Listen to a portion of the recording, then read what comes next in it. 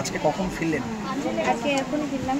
আচ্ছা, বলছি গতকাল মুখ্যমন্ত্রী ফিরাদ হাকিম রাজ্যে তিনি প্রেস মিটে আপনাদের কথা বলিয়েছিলেন, যাই সেই অভিজ্ঞতাটা আমরা শুনতে চাইছি যে কি হয়েছিল, ঠিক ওখানে কি রকমভাবে বাংলা কথা বলার জন্য আমাদেরকে বাংলা কথা বললেই বাংলাদেশি বলে আমাদেরকে ধরেছিল।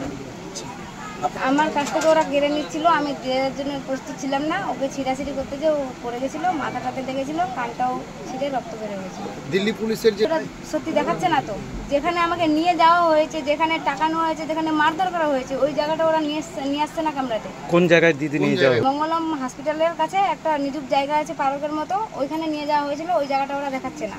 আচ্ছা, কি করা হয়েছিল ওখানে নিয়ে গিয়ে? ওখানে যেয়ে আমাদেরকে মারাধরা করা হয়েছিল, পয়সা চেয়েছিল। আমার স্বামীকে বারবার ডাকছিল, আমি ডাকিনি, তার জন্য আমাকে মেরেছিল। কত টাকা নেওয়া হয়েছিল? 25,000 টাকা নিয়েছিল। কজন ছিল তারা? ওরা 4 জন ছিল, 2 জন মহিলা 2 জন পুরুষ। নিজেদেরকে পুলিশ পরিচয় দিচ্ছিল? ওরা বলছিল আমরা পুলিশের লোক। কোন ড্রেসে ছিল? সিভিল ড্রেসে ছিল ওরা। দিল্লি পুলিশ যে অভিযোগ করেছে বাপ্পি খানের সাথে আপনারা যোগাযোগ করেছিলেন, ওটা আমরা বলিনি। আমরা ওগুলো কোনো কথাই বলিনি। আমাদের মোবাইল বাপ্পি খানের নাম কি করে পেল? আমাদের মোবাইলে নাম্বার আছে, নাম সেভ করা আছে যে আমাদের গ্রামের মেম্বার বাপ্পি। উনি লিখেছেন চাচা। আপনি তাহলে মেম্বার হিসেবে ফোন করে কথা বলেছিলেন, তাই তো? উনি কাকা নামে সেভ করে রেখেছে, ওই জন্য ওরা আরো শক করছে। আর ওরা নিজে এভাবে করছে, মোবাইলগুলো নিয়ে নিয়েছে। মানে সাজিয়ে বুঝিয়ে আপনাকে ফাঁসানো হচ্ছে, তাই তো? তারপর দিদি আপনাকে যখন থানায় নিয়ে থানার অভিজ্ঞতা, থানাতে নিয়ে যায় আমাদেরকে 3 জনকে 3 জায়গায় করে দিয়েছিল। কারোর সাথে কাউকে দেখা করতে দিচ্ছিল না। আমরা অনেকটা ভয় পেয়ে গেছিলাম, যেহেতু অনেকটা ওরা অত্যাচার করছিল। কারোর সাথে কাউকে দেখা করতে দিচ্ছিল। অনেকগুলো কোথায় সাইন করেছে হিসাব নাই। আর ওরা বলছিল না কিসে সাইন করেছে। জোরপূর্বক সই করানো হয়েছে। সই না করলে কেন, কি বলেছিল? সই না করলে জেলে ভরে দিবে আমাদেরকে ওরা। আমার স্বামীর সাথে দেখা করতে দিবে না, শাশুড়ির সাথে দেখা করতে দিবে না। কাগজগুলো কি ভাষায় লেখা ছিল দিদি? হিন্দি ভাষায়, ইংলিশ ভাষায় এরকম লেখা ছিল। আপনারা সেটা বুঝতে পারেননি যে কি লেখা? খাওয়া দাওয়া কি দিচ্ছিল ঠিকঠাক? খাওয়া দাওয়া তো দিচ্ছিল, কিন্তু ওখানে কি খাওয়া যায়? একজনকে অন্য জায়গায়, একজনকে অন্য জায়গায়। ওখানে খুবই ভয় লাগছিল। মুখ্যমন্ত্রী মমতা বন্দ্যোপাধ্যায় যখন আপনার ছেলেকে মারা পাশে দাঁড়ালো, তখন মুখ্যমন্ত্রী পাশে দাঁড়িয়েছিল, তিনি নেক্সট স্যান্ডেলে পোস্ট করেছিলেন।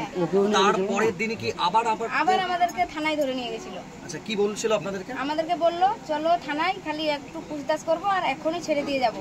মুখ্যমন্ত্রী পোস্ট করেছিল, আমি দেখিনি। বলছে মুখ্যমন্ত্রী যখন পোস্ট করেছিল থানায় যে তো আমাদেরকে আটকে দিল, আর তো ছাড়লোই না। 24 ঘন্টা রাখলো থানায় নিয়ে গিয়ে। পুলিশ কি বলছিল তখন? পুলিশ বলছিল তখন বাংলাদেশি, তোমরা বাংলাদেশি। আমরা বলছি আমরা বাংলাদেশি কিভাবে? আমরা তো মালদা ডিস্ট্রিক্টের লোক, আমরা থোড়ি বাংলাদেশি। মমতা বন্দ্যোপাধ্যায় পোস্ট করেছিল, সেই কারণেই কি আবার? হ্যাঁ, সেই কারণেই। বলছে ও তো 150 টাকা দামের শাড়ি পরে, 100 টাকা দামের চপ্পল পরে, তো ও কিভাবে তোমাদেরকে বাঁচাবে? আমরা দেখছি লোক বলছে। দিল্লি পুলিশ? হ্যাঁ, দিল্লি পুলিশ। হ্যাঁ, ওকে না, ওর নাম ধরে বলছে একদম ওরা। তো এখন তো ফিরে আসলেন, ওনারা অনেক ব্যবস্থা করছে, আমাদের জন্য অনেক চেষ্টা করছে। ওনারাই আমাদেরকে ফিরিয়ে নিয়ে আসলেন। ওনারা বলেছে এখানে কাজ দেওয়া হবে। আর এখন ওনারা যে করবে সেই। বিধায়কের অবশ্যই রাখছি। বলছি স্বামী স্ত্রী মিলে কত টাকা রোজগার করতেন আপনারা? 13,000 করে দিচ্ছিল। আচ্ছা, সেখানে কি এই টাকাটা রোজগার করতে পারবেন? বিকল্প উপায় কি এখন?